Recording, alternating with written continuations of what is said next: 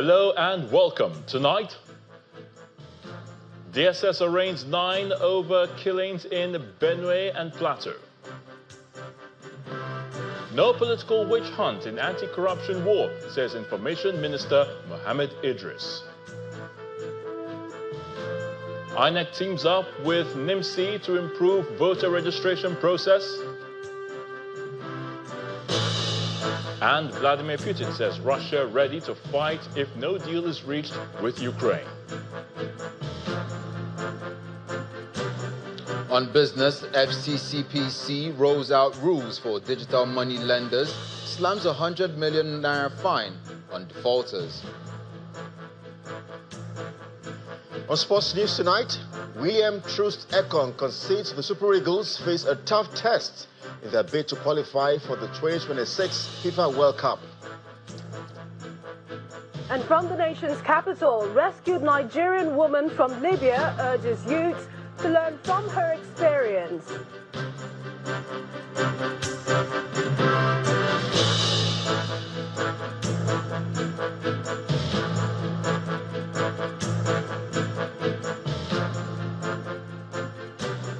The Department of State Services, the DSS, has arraigned 9 suspects before the Federal High Court in Abuja over their alleged involvement in the recent killings in Benue and Plateau states. One of the accused, Timnan Manjo from Mangu, Plateau, pleaded guilty to 2 counts of unlawful possession of firearms. The remaining defendants, facing 6 separate charges, each entered their pleas to allegations ranging from unlawful possession and trafficking of firearms to aiding terrorist activities, among others. 9 suspects suspected of complicity in the attacks which claimed lives in Benue and Plateau states arrived the Federal High Court for their arraignment. The suspects arraigned are Tekende Ashua, Amos Alede, Haruna Adamu, Mohammed Abdullahi and Halima Usman, who are accused of providing material assistance and transportation of 302 of AK-47 rifle live ammunitions. Others are Tinman Manjo, Nanbol Tali, Danjuma Antu and Silas Oloche.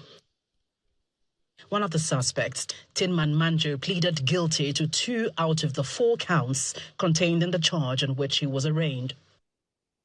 The charge, which was read in English, is interpreted in Hausa, and again, the suspect pleads guilty to the charge of engaging in buying and selling of 2 locally fabricated AK-47 rifles at the rate of 3 million naira, and also the purchase of 3 long-range revolver rifles at the rate of 60,000 naira each for resale, and thereby committed an offence contrary to Section 9 of the Firearms Act 2004 and punishable under Section 27, subsection 1 of the same act.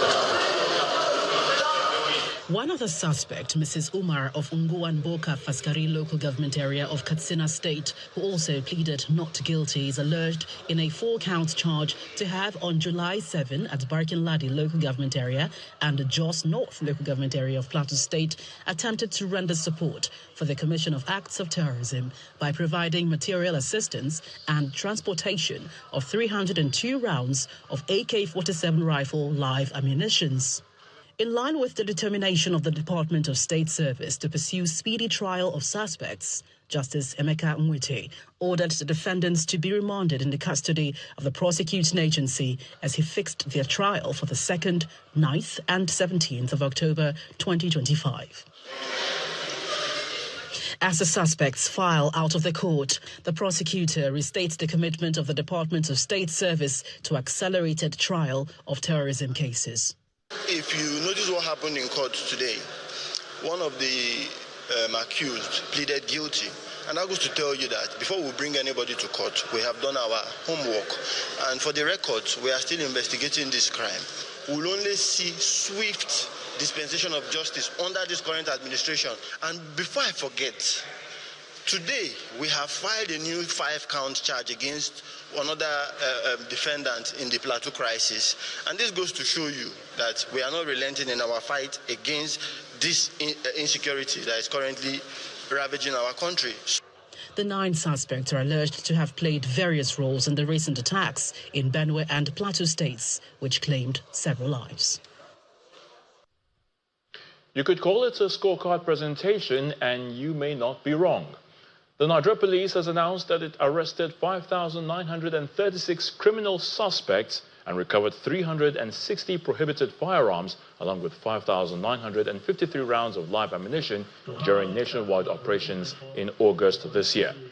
Speaking at the press conference in Abuja, the Force Public Relations Officer, Olumuyiwa Adejobi, whose promotion and redeployment were also announced today, said the arrests were carried out by operatives of the Intelligence Response Team and other special units as part of ongoing efforts to curb gun running and the proliferation of illegal arms. These outcomes reflect not only the vigilance and professionalism of our officers, but also the increasing effectiveness of intelligence-driven policing and interagency collaboration. The first case today, arrest of suspected gun runners. The suspect is Gerauji Ibrahim, 35 years.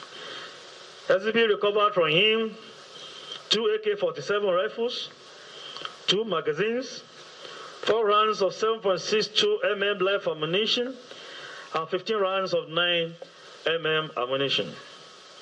On July 27, 2025, at about 11 a.m., acting on credible intelligence, operatives of IRT apprehended one Gerauji Ibrahim, male, of Kedeme Demsa local government area of Adamawa State. Upon his arrest, the suspect was questioned and subsequently confessed to having in his possession 2 AK-47 rifles. Oftentimes, the war against corruption sparks criticisms over how government appears to go after those regarded as its political rivals. Well, the Minister of Information and National Orientation, Mohammed Idris, has dismissed claims that anti-graft agencies are being used by President Bola Tinubu to intimidate opposition figures, describing such insinuations as baseless and completely false. Mr. Idris made the remark while declaring open an anti-corruption workshop involving state commissioners for information in Abuja. He emphasized that President Tinubu maintains a strict policy of non-interference in the operations of anti-graft agencies. The Minister of Information and National Orientation is here to declare open an anti-corruption workshop for commissioners of information from across the country. The minister says the president is not engaging in any political witch hunt using anti-graft agencies. Its policy of non-interference, the Tinubu administration has made it clear that anti-corruption agencies are not instruments of political witch hunt. They operate with independence and professionalism in line with the established rule of law. After the workshop, the commissioners pay a courtesy call on the minister. We also want to appeal to you, sir. As a matter of urgency, consider special intervention for the information sector in our various states to build a platform that will provide resources that will be used to carry out the core mandates of the Ministries of Information. In his response, the minister calls on them to put Nigeria first, irrespective of party loyalties. As a necessary ingredient of democracy, people can choose who to associate with, how to associate with them, including joining any political party. But at the end of the day, it is Nigeria that matters. Some of the dignitaries also react. Like the Minister for Information said, that it should be from the grassroots to the top, not from the top to the grassroots. Because once people on the top know that the people in the grassroots is fully aware of this, everybody will sit tight. For the common good. That is why we are here to talk with the minister, to discuss with the minister on how we can make progress as far as the issues of national orientation, national unity, and all these are concerned. With the collaborative meeting that we have today, we'll be able to take the message down to the grassroots. And here again we had a very fruitful meeting with the Honorable Minister of Information and National Orientation. The meeting x-rayed our roles and how we can collaborate with the federal information apparatus to be able to market Nigeria. The consensus here is that no matter the party affiliations, all must work together for the progress of the country. Daily Omoyeni, Channels Television News. President Bola Tinubu is urging state governors to collaborate with the federal government in revisiting the establishment of state police as an additional security measure to strengthen safety across the nation. He made this call while receiving 6 governors from the Northeast, led by the Borno State Governor, Professor Babagana Zulum. The president assured the delegation that his administration remains committed to working closely with sub-national governments to drive economic development. Our status correspondent, Larry Lasisi, reports.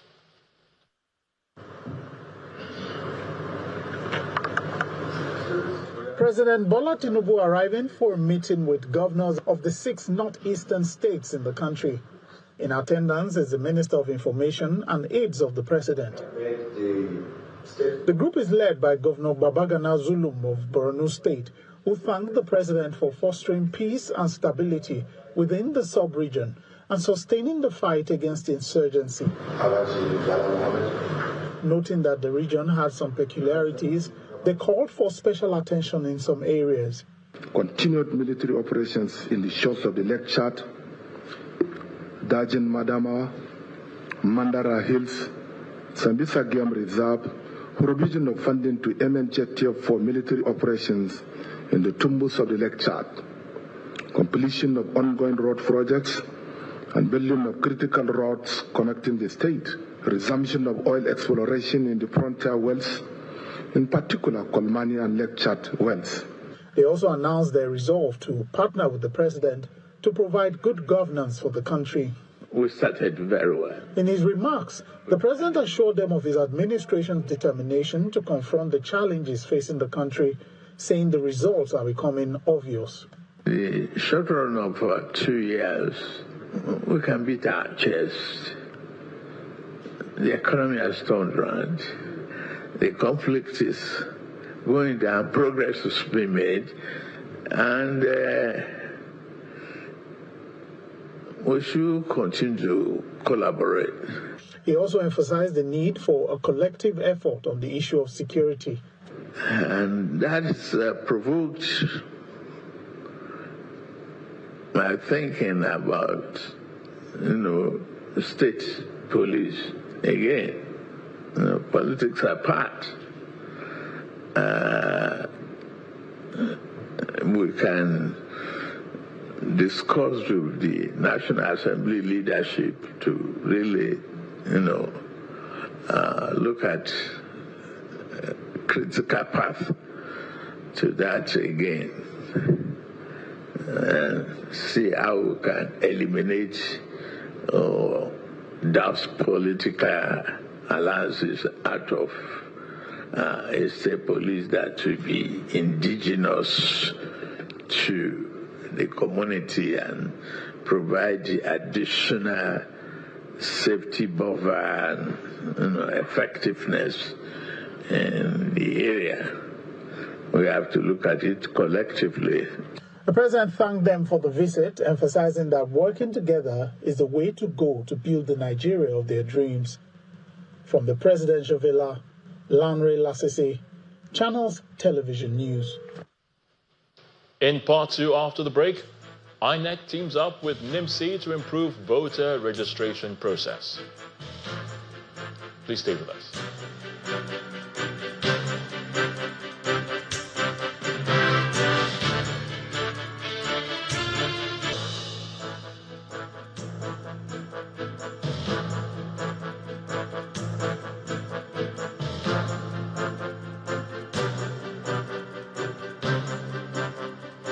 Welcome back. If you've just joined us, you're watching the news at 10 live on Channels Television Lagos. A reminder of our top stories. The DSS arraigns 9 over killings in Benue and Plateau. No political witch hunt in anti-corruption war, says Information Minister Mohammed Idris. INEC teams up with NIMC to improve voter registration process. And Vladimir Putin says Russia ready to fight if no deal is reached with Ukraine.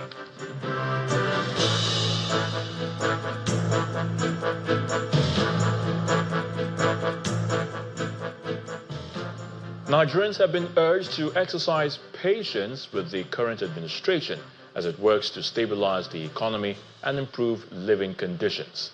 This appeal was made by the chairman of the House Committee on Housing and Habitat and member of the New Nigeria People's Party, Honorable Abdulmumin Jibrin.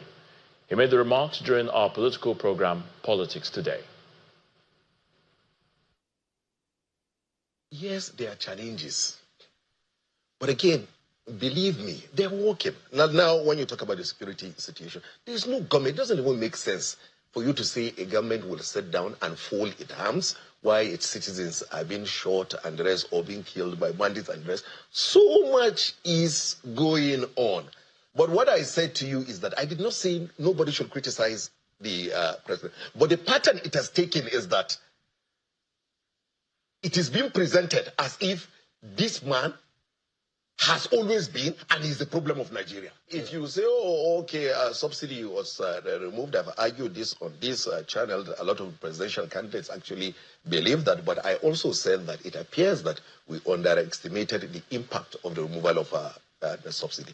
You are talking about, yes, difficulties. Yeah, sometimes there will be difficulties, then ease comes. That singular action of saying we've met our revenue target and we are no longer borrowing from domestic market.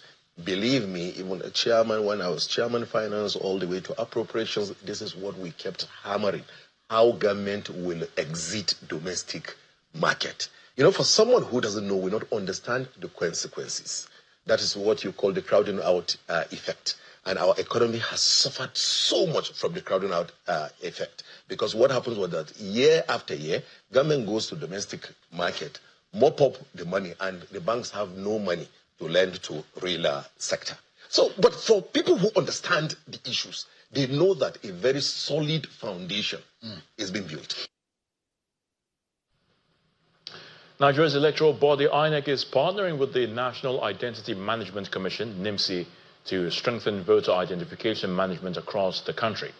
INEC Chairman Professor Mahmoud Yakubu disclosed this during a strategic meeting with NIMC's management at the Commission's headquarters in Abuja.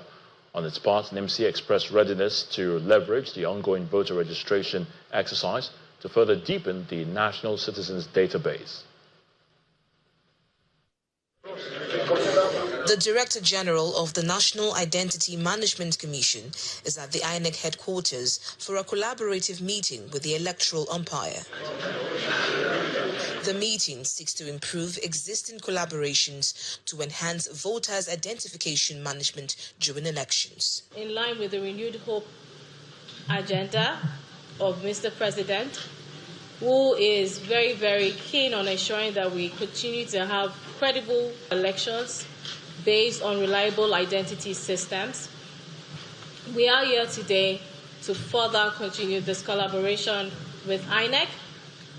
One of the key steps in us advancing this course is for us to start off with INEC on their voter registration exercise for NIMC to ensure that we are available during this process, to be able to provide access to Nigerians at the community level to be able to enroll and register for their NIN in collaboration with the INEC.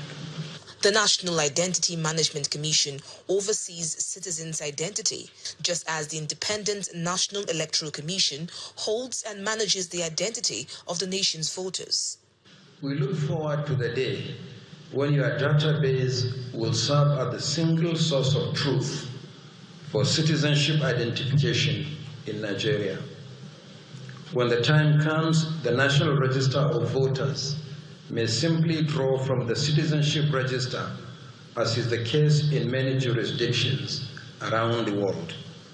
This may also enable citizens to vote in future elections from their places of choice anywhere in the country, rather than the places they register as voters, as is the case at present.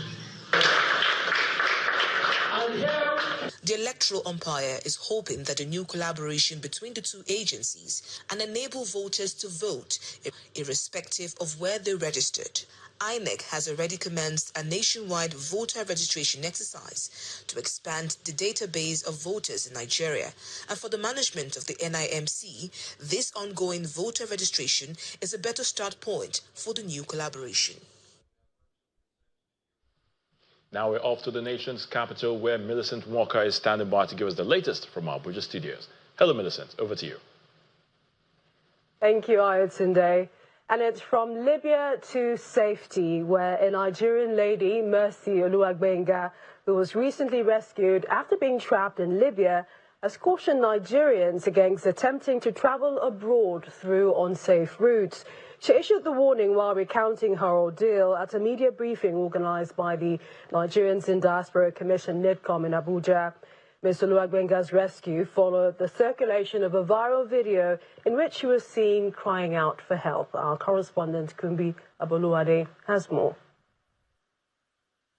I came into this country, Libya, because of my mom. My mom was sick. This is Mercy Oluwagbenga, who cried for help in this amateur video posted on social media in July 2025 while she was in Libya. Before I could finish paying her, my mom died. I was left stranded. I'm currently stranded in Libya. I have been suffering for over 3 years. The viral video soon got the attention of the federal government, who took necessary steps to ensure her safe return to Nigeria. Mercy, an indigene of Kaba, Kogi State, arrived in Nigeria on September 2, 2025, and is received by the Chief Executive Officer of the Nigerians in Diaspora Commission in Abuja. Along the line, she narrates her ordeal with a clear message to Nigerian youths. 2021, I was working in Nebuka, washing their plates. So I heard the girls talking about Libya. It is not as if they deceived me. I immediately left. I went there December 2021. I wake up maybe 5 or 6 in the morning, clean the house. Then when I'm done, they will lock. I'll go inside. They will lock the door. When they dirty the house again, they will come and open the door. So even if they are going out, they will lock my room door, lock the outside door, lock the gate door. So there is no way I could go out. But during those times, they normally withdraw my blood. And after they withdraw my blood, sometimes I don't used to remember anything. The day I made the video, I tried to run. During those times, my mom died already. My mom died already along the line. So it was only my brother that was able to bury her. Due to my own situation, I was like, maybe when I get there, I'll be able to send some to my mom. But when I got even 5 naira, I couldn't even send to her. She died.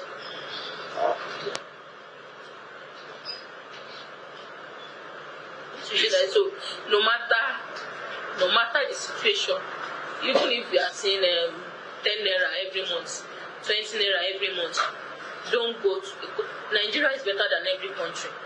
According to NIDCOM, 2,467 Nigerians were evacuated from Libya in 2024, while 956 Nigerians were rescued from Libyan prisons in the first quarter of this year.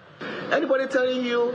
The NIDCOM boss reiterated the need for Nigerians to avoid irregular migration, promising to ensure the full rehabilitation of the Libyan returnee. We'll ensure that all funds are channeled into your education. And I'm sure, don't worry, you'll go to school, you'll survive. And thank Mr. President too. President Bola Ahmed Tinubu, he's determined that the welfare of every Nigerian matters. And on his behalf, we're going to make sure that you get everything you need and you do not suffer. And to all everybody trying to go on that dangerous journey, it is not worth it. You're lucky before we find you, because we found you. There are many you can't even get across to. The Commission is promising to continue working with relevant stakeholders to ensure the protection of Nigerians globally. From Abuja, Kumbi Aboluwade, Channels Television News. We head to health now, where the Coordinating Minister of Health and Social Welfare, Professor Mohamed Pate, says the administration of President Bola Tinubu is committed to transforming Nigeria's health sector and also achieving universal health coverage through innovation and technology. He made this known at the launch of the Care 365 Health Hub in Abuja. Professor Pate explained that the initiative aligns with government's four-pillar health strategy, which focuses on governance, improved health outcomes, unlocking the healthcare value chain, and strengthening health security. The transformation of Nigeria's health system is on the way.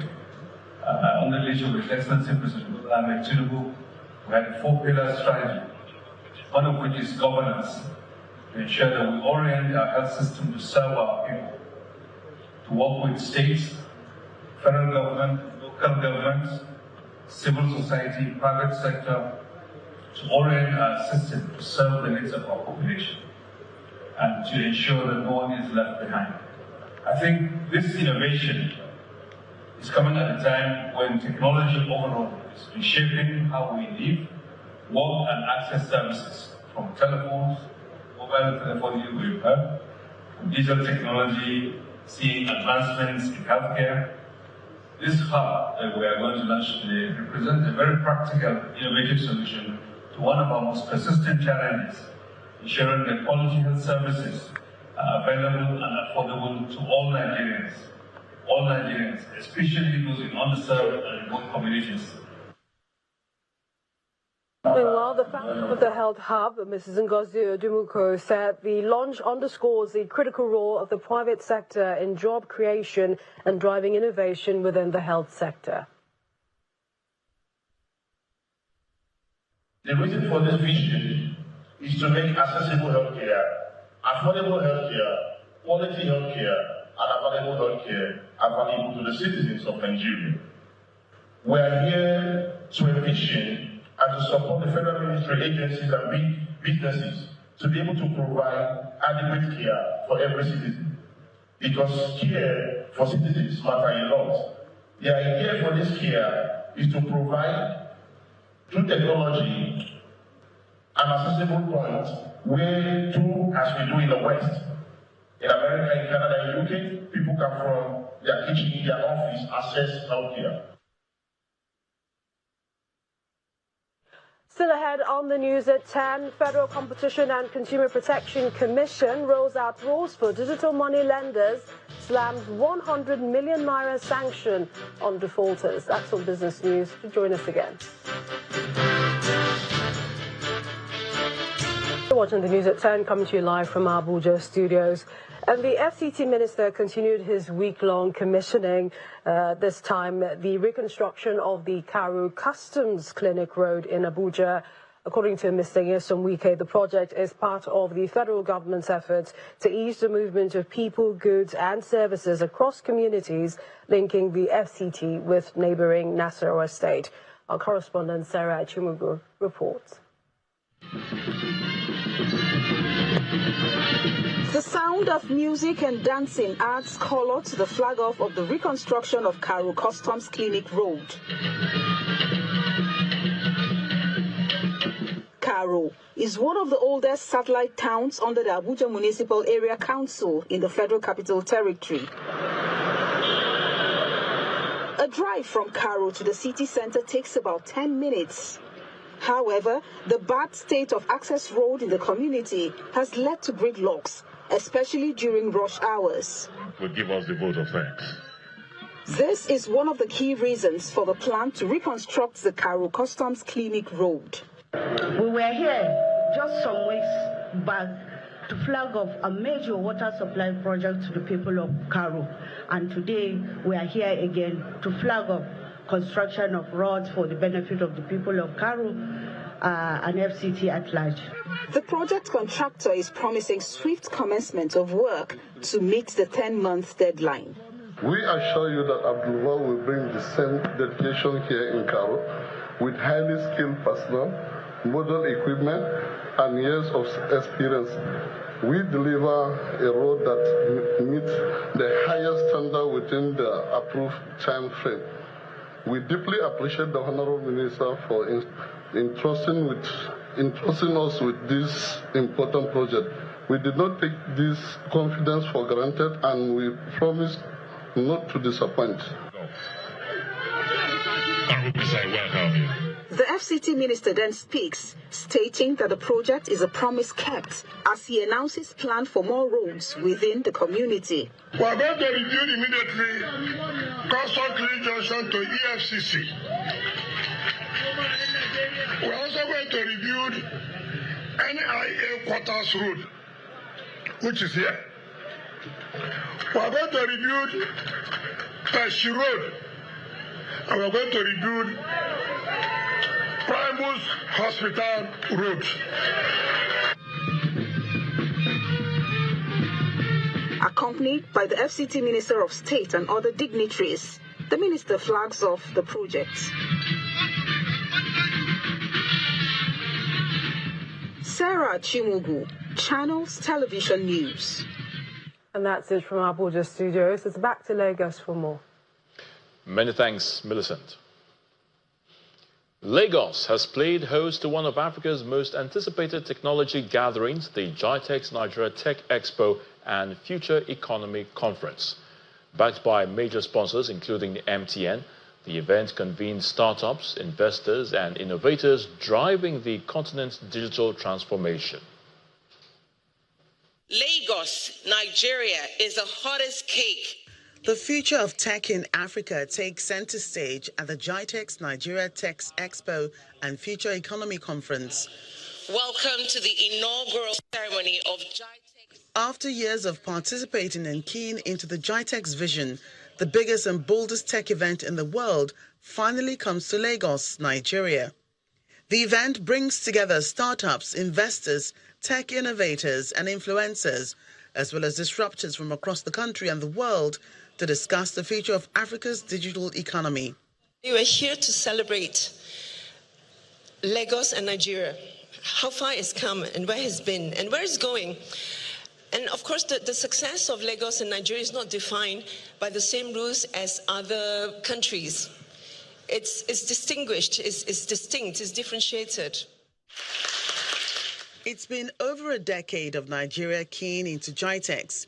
Now, as hosts, the country welcomes the event with support from the Ministry of Communication, Innovation and Digital Economy and the National Information Technology Development Agency. Beyond the vibrancy of Lagos, of course, the broader Nigerian technology ecosystem tells a bigger story, one which is of economic transformation. Many people may not be aware, but Nigeria is the largest telecommunications market in Africa. Of course, not just by the number, but also when you think of the foreign direct investment that is coming into that sector. For too long, the future economy has been like a science fiction to us. We talked about it from a distant and abstract concept, from the Kodak moment to Uber moment. We were always at the receiving end. But today, right here in Lagos, that future is a tangible reality. At the exhibition hall, MTN Nigeria takes the spotlight as one of the major sponsors of the event, leveraging the platform to showcase its innovations and deepen its impact on Nigeria's digital economy. At MTN, we are happy to be here. We connect with colleagues in private sector, partners, we connect with government, we look into opportunities, how to serve customers better, how to expand on our ambitions of connecting people, serving them, offering digital services, and we look into partnership between the players in the market. Yeah.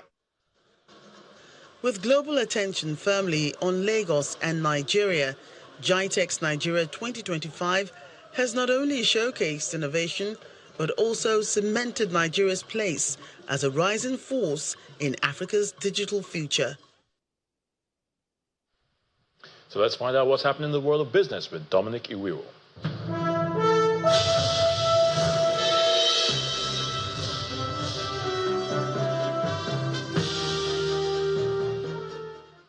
Thank you, Ayotunde.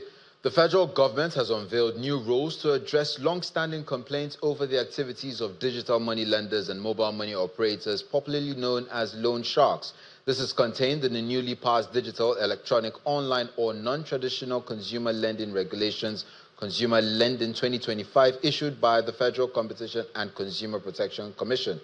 A key part of the regulation mentions that no consumer should be harassed, defamed, or lured into unsustainable debt under the guise of digital lending, and provides a legal framework that requires the lenders to operate transparently. The new regulation also mandates all digital lenders to register with the FCCPC within 90 days or face sanctions, including fines of up to 100 million naira or 1% of annual turnover, as well as possible disqualification of directors for up to 5 years of non-compliance. Now, another loss was recorded at the close of trading at the domestic stock market as investors continue to take profits across different sectors of the local bourse. Willie Bong tells us more.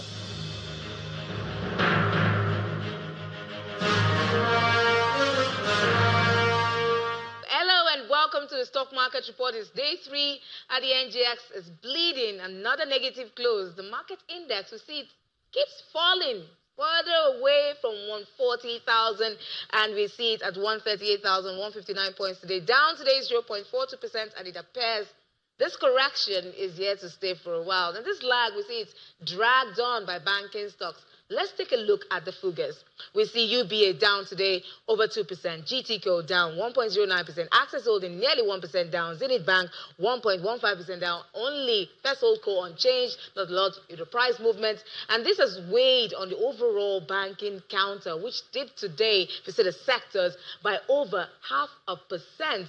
Now see it's 0.55% down. And the similar picture we're seeing for consumer goods sector, insurance also down. However, oil and gas, which ended in the green yesterday, reversed that positive trend to close down today. And we're hoping that there's a reversal. It's quite tepid for stocks and investors, and traders are staying neutral as they await interim financial results from banks. And those are the highlights for today. Will Iban signing out.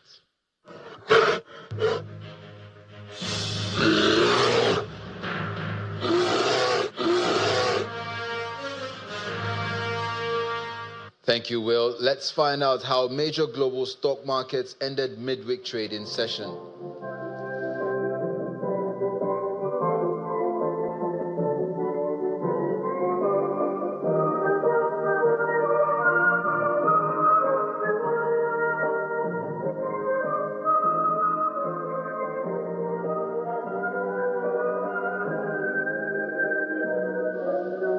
And that's it on business news. Back to Ayotunde for the rest of the news at 10.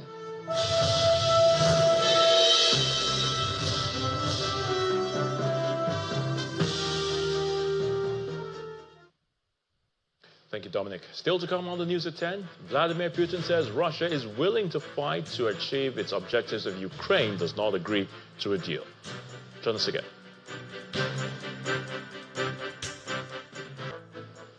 Welcome back. Here's Sami Puzi with our international news and around the world in 5. Good evening and welcome to the Channel Studios here in London with your international news around the world in 5.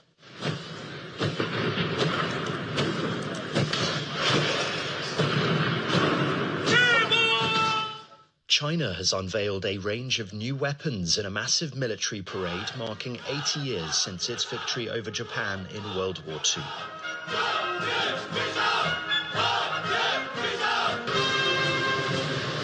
Thousands of people packed into China's Tiananmen Square, where laser weapons, nuclear ballistic missiles and giant underwater drones were shown off.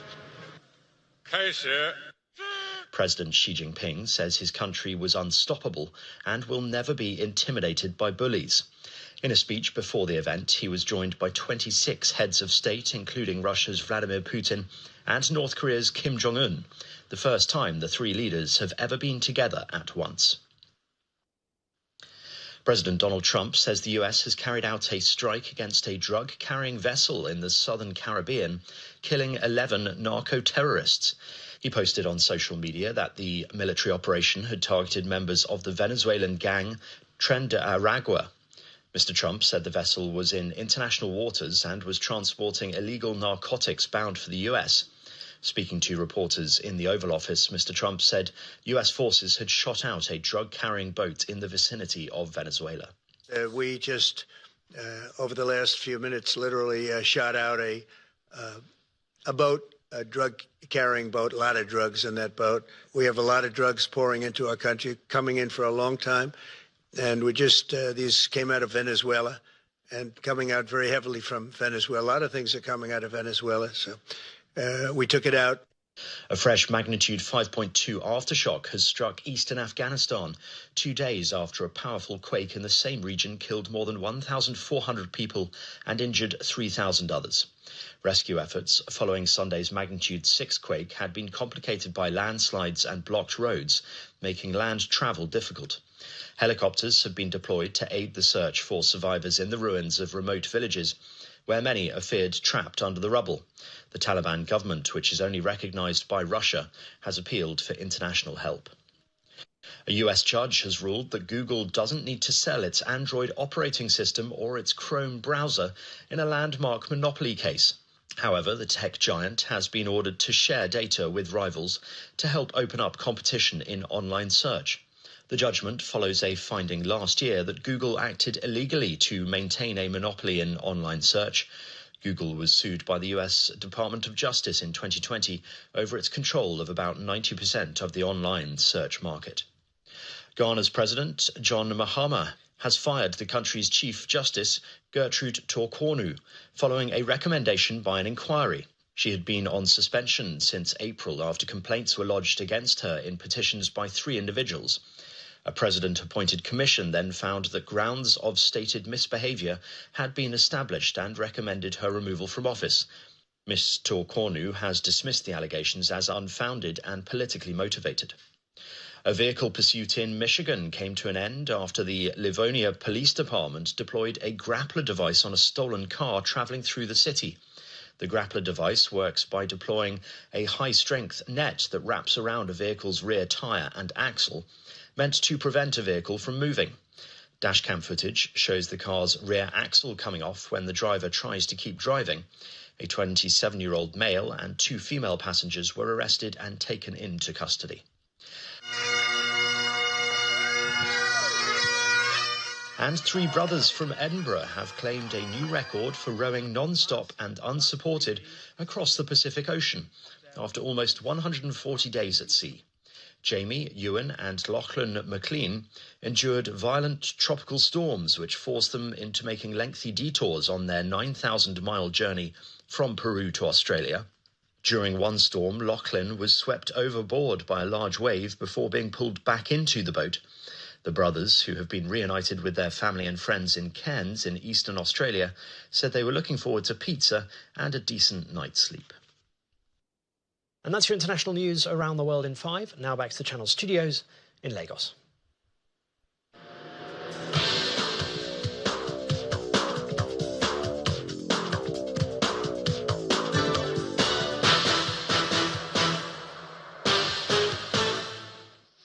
Many thanks indeed, Simon. And welcome to Sports News. Captain William Truss Ekong has admitted that the Super Eagles are facing a big challenge to qualify for the 2026 FIFA World Cup. The Super Eagles go into match day 7 against the Amavubi of Rwanda this Saturday in 4th place in Group C with 7 points from 6 matches, while Rwanda are second on 8 points, 6 points behind group leaders South Africa.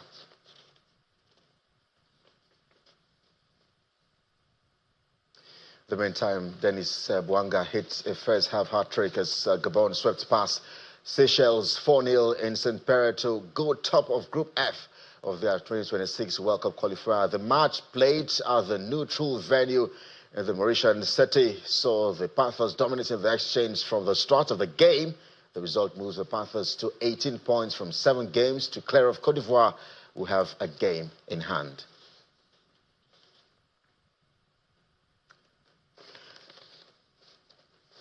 Well, let's get to talk tennis now, and we have breaking news this hour. Amanda Anisomova has upset the world number 2, Iga Swiatek, in the quarterfinals of the US Open, 6-4, 3. That's our breaking story this hour. Well, the player Nissimova got to 40 love, and it's looking like a straightforward win for her, upsetting the world number 2. That's our breaking story this hour, the US Open, where Amanda Anisimova, I should say, has upset the world number 2, Iga Swiatek.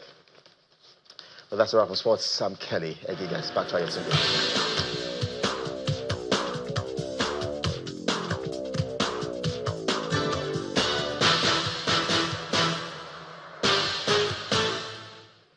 Many thanks, Kelly. And the main news again.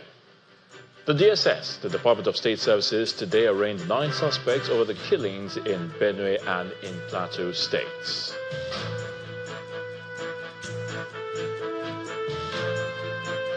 And that's the news at 10 tonight. Thank you so much for watching. I'm Ayotunde Balogun. Do have a good night.